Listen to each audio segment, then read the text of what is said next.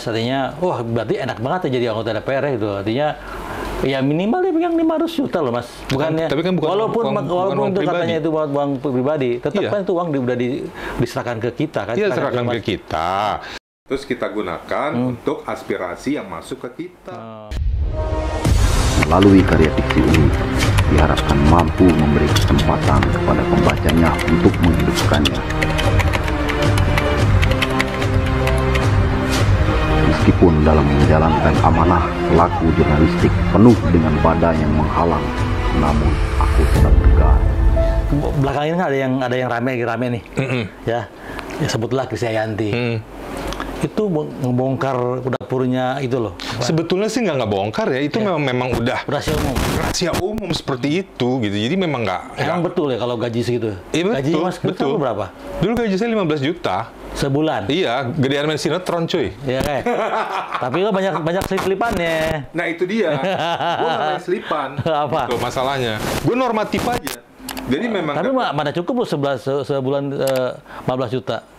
15 juta itu kan gaji doang. Tunjangannya tuh ada sekitar 60-an deh gitu. Dan tunjangannya gede ya? Iya, tunjangannya gede. Iya. Tunjangan deh tiap tanggal berapa? Sama seperti apa yang dibilang Krisdayanti itu gitu jadi loh. satu bulan itu udah gaji 15, tunjangan 60. Betul. Uang-uang yang lain, dana-dana yang lain yang tadi gue bilang itu gue kembalikan lagi semuanya ke masyarakat. Berarti total semua sebulan itu berapa ketemu uangnya? 60-an. 60 juta? Iya. Oh. Sebetulnya cuma segitu. Yang normatif Itu kita kan tentang Krisdayanti udah 500 juta dia. Iya, itu kan ada apa namanya dana aspirasi. Nah, aspirasi itu boleh kita reses, kundapil lah, apalah gitu. Iya, tapi itu kan bukan duit kita, itu duit untuk dapil. Iya, artinya kita kembalikan. Tapi kan itu udah kita pegang dong. Ada pertanggungjawabannya. Iya. Iya, kita nggak bisa Perak pun kita salah gunakan nggak bisa, gitu. Dan itu semuanya berdasarkan proposal yang masuk. Nah itulah yang kita pakai untuk membantu mereka. Tapi jumlahnya memang zamannya sekarang ini zaman Krisdayanti sama zaman Krisnamukti beda gitu. Iya, gedean sekarang gitu. Padahal zaman pandemi gini ya, tambah gede ya pandemi. Ya, nggak tahu juga deh itu keuangan negara lah yang mengatur lah gitu. Enggak, itu kan jadi perbincangan yang hangat ya mas. Artinya, wah berarti enak banget ya jadi anggota DPR ya, gitu. Artinya, ya minimal dia pegang 500 juta loh mas. Bukannya, tapi kan bukan walaupun uang itu pribadi. katanya itu uang pribadi, tetap Iya. kan itu uang udah diserahkan ke kita kan. Iya, serahkan ke kita. Terus kita gunakan untuk aspirasi yang masuk ke kita. Gitu, Itu aja kurang. Ya elah, uang 400 juta itu kalau untuk aspirasi dapil tuh dapat apa sih? Lu cuma bayangin 400 juta ya. Ada yang minta perbaikan masjid, ada yang minta perbaikan jalan, Ya kan? ada yang minta perbaikan sekolah, gitu. Kita paling ngasihnya berapa sih? Ya kan? Setiap dapil loh. Setiap dapil kan beda-beda. Oh. Ya kan? Ada yang kita kasih misalnya cuman 10 juta, ada yang kita kasih 20 juta, ya tergantung kebutuhannya gitu. Tapi boleh pakai nggak tuh uang dapil itu? Ya nggak bisa. Uang aspirasi. Nggak bisa, Nggak boleh. kan ada ininya, ada Pelaporannya. Kita harus balikin lagi ke negara. Gitu. Makanya nggak bisa ngentit ibaratnya gitu. Ya kalau mungkin Mas Krisna nggak bisa ngerti, yang lain bisa ngerti kali mas. nggak tahu deh, itu belum sampai situ. Karena nggak belajar sih mas. Aku belajar banget tuh kan. Masih belajar malu ya. Ya, kan tapi kan punya TA, tenaga ahli. Nah itu emang harus punya tenaga ahli ya? Harus, kan itu memang wajib. Wajib. Emang dikasih dari negara. Dia siapa yang gaji? Yang gaji negara lah. Negara? Iya, masa gue. Termasuk ASI juga ya? Iya, dia yang gaji, gue juga gaji, negara gaji. Maruk dia. Suaminya gaji juga. Gitu ya? Itu fungsi TA itu apa? Tenaga ahli itu? Ya pastinya membantu memperingan tugas-tugas kita lah gitu loh. Mereka biasanya mensuplai aspirasi dari dapil, memberikan kita berita-berita terbaru, update ya. Ya update berita terbaru apapun ya tentang berkaitan dengan bidang kita gitu. Terus kegiatan seputar DPR RI, komisi dan sebagainya itu kita harus selalu update. Kadang-kadang kan kita nggak megang gitu loh, nggak megang satu aja susah kepegang, apalagi banyak. Nah itulah makanya gunanya ada beberapa apa sih kita bilangnya TA ya, tenaga ahli gitu. Tenaga ahli itu ada 5, asprinya ada 3. Banyak banget ya. Iya. Aspri 3. Iya. Tenaga ahli 2. Gue udah kayak raja minyak aja. Astrid, ini sini. Sini gitu. Enggak. Berarti yang kerja TA dong, yang kerja. Ya iyalah, mereka kerja kan digaji memang untuk bekerja, mempermudah tugas anggota dewan. Gitu. Tapi bukan berarti kita kayak raja minyak gitu, enggak. Gitu loh. Tetap aja yang kita tampil ya kita lah yang memperjuangkan kita juga. Mereka yang di bawah yang ini yang mencari data semua kali ya. Ibaratnya mereka kaki tangannya. Agak ini juga ya, agak enak juga sebenarnya punya Aspri 3. Ya harus rasain sendiri sih harusnya sih ya. Ke rumah dikasih, pinjam kan? Jemin, dia tuh yang make Gue mah nggak pernah make. Gitu ya. Rumah gue di sini aja udah. Okay. Nah, lo bisa lihat sendiri lah kalau gue pemain ya. Waktu gue jadi anggota dewan, mungkin rumah gue udah yang berhektar-hektar, bertingkat-tingkat gitu luas. Tapi ya rumah gue dari dulu ini aja karena memang gue benar-benar normatif aja. Berarti yang kaya-kaya itu pemain dong ya? Enggak juga, karena mereka kebanyakan background-nya adalah pengusaha. Jadi mereka sebetulnya ya memang udah kaya sebelum jadi anggota DPR. Malah ada beberapa anggota DPR ya, nggak semua sih, yang gajinya itu nggak mereka ambil, mereka sumbangkan lagi ke dapil. Itu banyak banget. Banyak ya? Gitu. Iya. Gitu. Tapi kalau dibilang ada juga yang mencari cuan itu ya? Mencari cuan ya ada juga. Ada juga. Gue nggak tahu itu sama sekali. Itu tahu katanya. Ya kan dengar-dengar. Oh, dengar-dengar. Namanya gosip kan pasti masuk aja ke kuping. Belajar gitu. Bener. Gitu. Jadi gue nggak tahu siapa orangnya. Coba lu kasih tahu gue. Namanya juga wakil rakyat. Langsung wakil rakyat dong ya kan? Iya. Tapi kadang-kadang kan gitu. Uang yang sudah masuk yang untuk tadi dana aspirasi juga kadang-kadang nggak nyampe. Tergantung individunya. Kalau gue bilang tergantung individunya. Gitu. Makanya mereka sebetulnya jadi anggota dewan itu tujuannya apa? Mau memperkaya diri, bisa gitu. Kayak tadi itu, yang maksudnya dana-dana ini, dana itu, bisa aja ditilep gitu loh. Kan mungkin dibikin laporan palsu dan sebagainya. Itu bisa ya? Kemungkinan bisa ya? Ya, bisa aja terjadi. Bisa ya terjadi. Gitu. Tapi kalau gue alhamdulillah masih takut Allah. Enggak, karena image-nya itu sananya itu udah. Enggak kok, enggak semua gitu. Enggak semua gitu ya. Gitu. Semua ya. Kan nggak cuma di Senayan aja begitu, di kementerian juga banyak. Iya kan, lu lihat aja menteri sosial aja berapa menteri itu yang diganti. Gitu. Kalau udah ngomongin cuan pasti dah ini ya kacau ya. Begitu. Makanya sebenarnya tujuan mereka jadi anggota dewan atau jadi pejabat publik, tujuannya apa dulu gitu ya kan? Tujuannya apa dulu? Nyari cuan apa nyari apa jadi wakil rakyat ya? Iya, kan ada macam-macam tujuannya kan. Ada yang memang cari cuan, ada yang cari link gitu, ada yang memang benar-benar sesuai dengan job description-nya. Ya tadi kan seperti Mas Kisah bilang bahwa kita mau nyalonin jadi anggota DPR itu kan harus punya uang juga modal kan? Ya. Yang minimal ketika dia masuk kan harus bayar lagi uangnya, bener nggak? Ya, kalau gue dulu soalnya waktu yang pertama modalnya nggak banyak, gitu. Gue jujur modal gue dulu cuma sekitar 2M. 2M? Iya, 2M. Kayak misalnya kayak Tisna nih, Mas Tisna bilang apa ya, 2M. Yang lain juga belum tentu juga 2M. Bisa juga mungkin bisa 3M, 5M. Iya. Kalau gue dulu kenapa bisa 2M? Karena kan dapil gue masih sebelah-sebelahan sama Jakarta. Oh, jadi nggak begitu. Purwakarta, Kerawang. Sebelah-sebelahan. Gitu gue bisa tektok. Ini cerita ya, aspek lagi dah. Waktu Mas Krisna masuk ke Senayan itu, yakin nggak sih bisa masuk waktu itu? Enggak ya? Kenapa nggak masuk? Karena gue nggak ada niat. Kalau gue boleh jujur. Nggak ada niat gimana kan? Nggak ada niat. Buat wakil rakyat loh. Gue nggak ada niat, beneran. Jadi yang dorong-dorong itu siapa? Tuh. Oh. Astrid, gitu. Ini sejujurnya nih. Iya. Sejujurnya, gue nggak mau bicara yang peres-peres ya. Gue mau jadi anggota dewan. Gue pengen menghimpun aspirasi masyarakat. Bullshit. gitu. Enggak, dulu ya. Gue itu dulu anti politik, jujur Nggak suka aja. politik. Gue nggak suka politik gitu.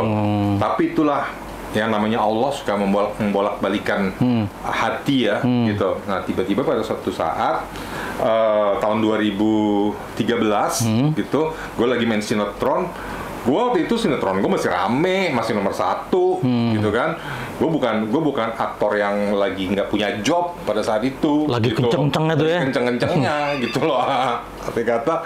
Nah terus tiba-tiba partai pertama gue itu menawarkan Minang ya. Minang melalui Astrid gitu kan. Mau nggak jadi anggota dewan? Kok jadi anggota dewan? Gue Dia nggak kenal. apa? Lu ketua umum ini nggak kenal. Iya, gue aja jujur waktu itu Muhaimin Iskandar aja gue nggak tahu yang Siapa mana ya? orangnya, Oh. gitu kan. Waktu itu beliau masih jadi menaker kan, gitu. Gue mana orangnya gue nggak tahu. Gue nggak pernah sama sekali nggak pernah bersentuhan dengan politik. Nggak mau ya. Ya, karena gue tahu dengar cerita tuh banyak ya, misalnya dengar berita juga gitu kan, banyak hal-hal yang nggak enak lah, negatif gitu. Nah pada akhirnya ya karena ya mungkin memang sudah takdir Allah ya, menurut gue sih ini semua takdir Allah gitu. Gue tidak menginginkan, tapi gue dipinang, tapi akhirnya gue jalanin sambil syuting sambil nyalek gitu. Ya sudah, gue nothing tulus, nggak punya apa namanya, nggak punya keinginan untuk gue harus jadi gitu, nggak juga gitu. Nggak berdoa juga sama Allah gitu, maksudnya ya Allah jadikan aku. Nggak berdoa sama Allah, nggak berdoa. Gue nggak jadi, gue nggak mau doa. Ya udah, kalau emang Allah jadiin, dijadiin aja. Gue takut juga soalnya kalau jadi gitu loh. Jadi lo tuh, aduh bingung ngomongin nih. Jadi lo emang nggak niat banget jadi. Nggak niat, jujur nggak niat. Nggak niat. Tapi memang udah jalannya Allah gitu. Jadi gimana dong? Ya udah akhirnya. Atau kali mungkin gara-gara, uangnya cuannya gede juga nih kayak gitu. Boro-boro. Bahkan gue bilang sama Astrid, gue bilang setelah gue jadi anggota dewan, Astrid, gue anggota dewan cuma segini doang duitnya. Gitu ya. Mendingan gue jadi pemain sinetron, gitu kan? Tapi kan boleh kan bisa nyambi-nyambi. Ya tapi kan nggak etis gitu loh. Orang kita lagi kerja buat rakyat, tiba-tiba gue main sinetron gitu kan, kurang etis lah. Tapi ada juga kan yang gitu, banyak kan. Gue nggak tahu dah itu urusan masing-masing. Tapi kalau gue nggak ngelakuin itu selama 5 tahun. 5 tahun lu full ya untuk rakyat ya. Jujur gue sampai bilang gitu sama Astrid gitu. Sampai ketemu akhirnya lu sek bahwa gue itu ada wakil rakyat, kapan tuh? Setelah 2 tahunan. Oh, jadi selama 2 tahun lu bingung dong lu ya? Gue bingung mau ngapain. Jujur gue bingung mau ngapain. Gitu. Dan jujur aja setelah pendapatan gua ternyata keserap juga buat biaya apa sih namanya itu? Aspirasi Kudapil. Bukan pencalekan. Pencalekan gitu kan. Jadi anggaran logistik yang dikasih dari partai itu ternyata kurang gitu. Akhirnya gue ngeluarin kocek juga mau nggak mau kan. Nggak kerasa ngeluarin kocek gitu. Tapi gue takut juga berdoa waktu itu Pak sama Allah gitu. Takut berdoa sama Allah, takut diterima. Iya, orang mau doa diterima takut. Takut jadi. Karena gue masih jujur gue masih sayang banget sama kerjaan gue di dunia entertain gitu loh. Nanti kalau jadi gimana ya udah deh, gue bilang gue terserah Allah aja deh. Terserah Allah deh, kalau emang jadi. Kalau enggak ya udah nggak apa-apa, nothing tulus gitu. Yang penting kerjaan gue masih selamat nih di dunia entertain gitu loh. Ya udah, Bismillah. Tapi ya sudah. Selama 2 tahun lu baru ngeh bahwa lu tuh jadi anggota DPR gitu ya, artinya? Iya, maksudnya baru bisa memahami tugas gue tuh ternyata seperti ini gitu loh. Setelah 2 tahun ya? Setelah 2 tahun bener-bener bisa meresapi gitu, sampai akhirnya gue bener-bener bisa. Ya udah deh, gue emang udah bukan tugas gue memang bukan menghibur orang lagi, tugas gue memang bukan di dunia entertainment lagi. Tapi sama 2 tahun ikut rapat juga kan? Belajar. Belajar. Ya belajar sambil melakukan tugas gitu. Cuman dia masih, lu gimana sih kalau masih baru kan, masih gerabjakan kan gitu, masih belum tahu gue mesti gimana, karena nggak ada waktu untuk belajar bener-bener kayak di sekolah gitu loh. Langsung jadi ya. Lu nggak bisa berenang, tapi lu diceburin ke kolam renang dan lu harus bisa berenang gitu loh, ibaratnya seperti itu. Aneh juga nih ya, ini mau nggak jadi anggota DPR justru nggak niat ya. Nggak niat. Malah juga nggak berdoa ya. Gua nggak niat, nggak suka politik, dan akhirnya gue ketulah. Ketulah. Itulah namanya ketulah. Jadi nggak boleh benci orang tuh ya. Ya, ketulah dalam arti kata Nggak boleh positif. suka ya, nggak boleh suka tuh ya. Ya, Gua nggak nggak boleh suka. benci. Gue benci banget soalnya. Oh Dulu tuh. Gue benci banget. Hati makanya kalau benci tuh. Iya, gitu. Gue benci banget sama politik. Gue amit-amit gue nggak pernah mau jadi politisi. Akhirnya jadi politisi. Akhirnya jadi politisi. Lu kenapa dulu amit-amit dan benci banget politik? Kenapa? Ya karena Cerita-cerita. banyak ya kita dengar, kita baca dan sebagainya di media massa dan lain-lain, kan kita tahu politik seperti apa. Apalagi di DPR katanya tukang tidur ya, bener nggak sih? Kalau lagi rapat? Gak usah DPR kali, banyak. Nggak, ya lu kan pada DPR nih. Gue juga pernah tidur gitu, ngantuk. Gantung ya? Iya, lu bayangin aja. Kita kadang apa namanya? Kadang rapat sampai jam 12 malam gitu kan, nggak kelar-kelar alot pembahasannya gitu. Tidur. Kita nih manusia dong, ya kan. Arti kata lagi dengerin gini kan lama-lama tidur itu kan manusiawi, walaupun sebetulnya tidurnya itu sekian menit misal atau sekian detik, tapi karena ada wartawan yang meng-capture seolah-olah itu jadi hal yang besar gitu loh. Sebetulnya sih tidur itu bukan tidur yang sampai ngorok gimana gitu, enggak gitu, paling cuma berapa detik atau berapa menit gitu, wajar lah gitu. Nah itu banyak kali di situ ya? Iya banyak kan, capek memang capek gitu. Capek mikir loh, pekerjaan mikir capek ya. Akhirnya lo mikir juga kan, ya mikir untuk rakyat, mikir untuk negara, sesuatu yang nggak pernah gua lakukan sebelumnya gitu kan. Sebelumnya kan gue kalau main sinetron ya untuk diri gue, untuk keluarga gitu kan, untuk menyenangkan fans doang kan. Ini kan ibaratnya kalau kita mau ngomong pun titik koma juga harus diperhatikan gitu. Salah titik koma juga salah maksud jadinya. Seperti itu. Harus hati-hati ya. Harus hati-hati.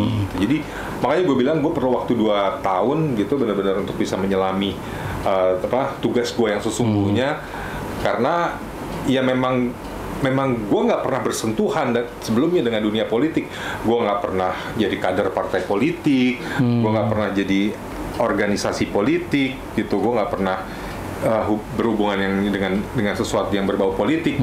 Paling kalaupun iya, ya paling cuman sekedar pas lagi apa kalau lagi itu apa namanya, kampanye aja, kampanye gue jadi penyanyi gitu kan, pilih partai A, partai B, partai C, selesai, baik, dapat cuan pulang, gitu doang. Mas Krista, ini kan kadang-kadang kita apa yang diomongkan teman kita itu Krisdayanti juga kadang-kadang suka nggak sesuai dengan kenyataan. Ada memang gitu ya, saya lihat juga banyak juga teman-teman yang keluar dari yang setelah jadi anggota DPR ya, itu memang kemewahan memang berlimpah. Ada yang bangun rumahnya gede, mobil ganti mobil ya kan. Nah, kenapa ini Mas Krista kok malah justru terpuruk? Bro, dapetin uang normatif sebulan cuma 60 juta. Waktu gue jadi bukan cuman ya, mohon maaf, sorry. Maksudnya dibandingkan dengan dunia entertain, waktu gue masih laku-lakunya nih, gue bisa dapat sekitar 300-400 per bulan, dan itu hasil kerja keras gue. Arti kata bener-bener gue syuting dari pagi sampai malam sampai pagi gitu loh. 60 juta terbiasa dapat 300-400 sebulan, terus duit itu lenyap gitu kan, karena buat apa namanya, ya udah gue pakai buat hidup lah, ibaratnya gitu. Terus sekarang kita dapat yang jauh di bawah itu karena normatif, karena gue bukan pemain di dunia politik. Sekarang lo bayangin aja gitu kan, jomplang, ya kan, gitu loh. Sampai akhirnya ya gue sempat bilang gitu loh, bahwa gini ya dunia politik, cuannya nggak seramai yang seperti diceritain orang gitu loh, kata kayak gitu. Kenapa dulu nggak keluar aja? Kenapa? Keluar aja langsung enggak lah, gue harus menyelesaikan tugas gue lah, gitu. Arti kata banyak orang yang pengen banget jabatan ini, dan gue dipermudah sama Allah untuk menjadi anggota dewan, jadi nggak ada alasan kenapa gue harus berhenti di tengah jalan, gitu loh. Ini suatu keberkahan, suatu anugerah. Jadi terus diteruskan aja, walaupun gaji kecil. Gitu. Ya kecil itu kan relatif ya, gitu. Karena kalau gue bandingin dengan gaji sinetron, ya relatif kecil gitu kan, tapi ya gue akhirnya menyesuaikan gitu loh, kayak hidup gue dan sebagainya, ya gue nggak harus borju lah gitu. Tapi gue pernah lihat di infotainment lu sering keluar negeri juga kan? Itu kan dalam rangka tugas. Oh, tugas. Tiketnya dibayar negara. Dalam 5 tahun itu berapa kali luar negeri lo? Mana gue tahu lah, mana gue hafal gitu. Yang pasti gue nggak sesering anggota dewan yang lainnya, gitu. Kalau anggota dewan yang lainnya, mungkin sebulan bisa 3-4 kali. Ngapain? Gitu. Sebulan 3 kali? Ada ya, apalagi komisi 1, emang tugasnya keluar negeri. Oh, dia memang itu ya? Iya, gitu. Ada yang begitu. Lu sana ngapain kalau keluar gitu? Ya kita bertemu dengan stakeholder yang berkepentingan, gitu. Apalah, tukar pikiran, tukar ilmu, dan sebagainya. Jadi sekarang Mas Krisna tuh benar-benar nggak punya rumah? Ini rumah gua. Ini satunya yang dulu kan, rumah yang dulu. Ya, rumah yang dulu. Back to basic. Punya apa lagi Mas selain itu? Yang baju. Punya sahabat, punya teman. Punya ini. Punya apa lagi ya gue ya? Yang pasti gue punya iman yang kuat. Nah, saya dengar juga, saya baca di beberapa di media juga karena katanya Mas Krisna juga jual-jual benda antik ya?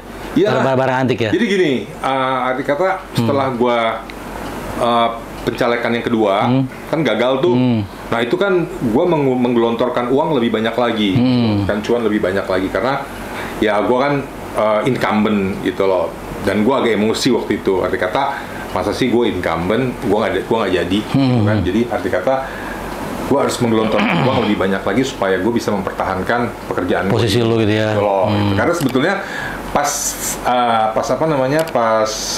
menjelang akhir tugas itu gue justru merasa gue udah mulai nyaman gitu jadi anggota dewan, karena gue udah bisa benar-benar meresapi dan menyelami tugas gue gitu. Gue ya udahlah, kalau memang Allah pengen gue di sini ya udah gue akan tetap di sini. Jadi waktu itu uang bukan masalah gitu.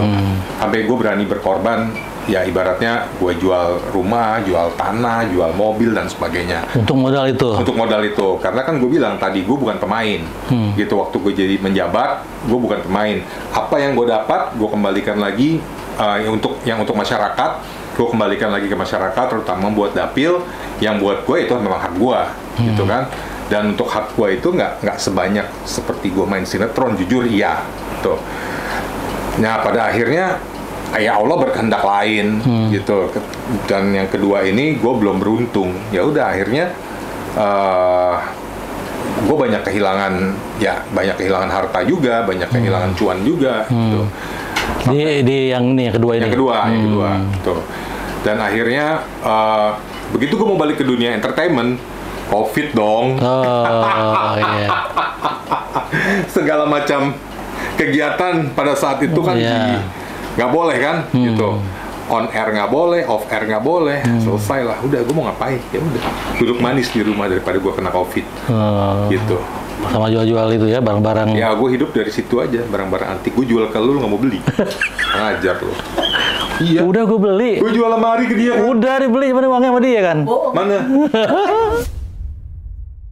Jadi memang nggak semua mantan anggota DPR itu bisa kaya ya? Enggak. Gue nggak kaya banget, tapi nggak miskin-miskin juga. Arti kata, ya hidup gue memang di bawah rata-rata sekarang gitu. Karena memang belum bisa balik lagi ke dalam dunia entertainment gitu loh, karena gara-gara COVID ini kan selama 2 tahun gitu. Ya cuman ini kan sekarang udah mulai berangsur-angsur pulih nih gitu loh. Insya Allah tawaran-tawaran udah mulai ada. Artinya mau lagi nyalonin lagi? Never say never. Gue nggak tahu juga. Gitu. Kalau ternyata ini sekarang gue rame lagi di dunia entertainment, ya gue di sini aja lah. Emang ladang gue di sini gitu loh. Di dunia entertainment udahlah. Yang penting gue udah pernah jadi anggota dewan. Ya udah, sekali seumur hidup cukup lah. Nama gue udah tercatat itu dalam sejarah. Oke, pemirsa, gitu. Sahabat jurnalis, sekarang kita sudah banyak tahu tentang keadaan Mas Krisna Mukti. Iya.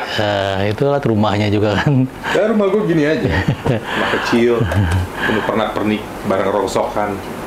Oke, sahabat jurnalis, saksikan terus di YouTube channel saya.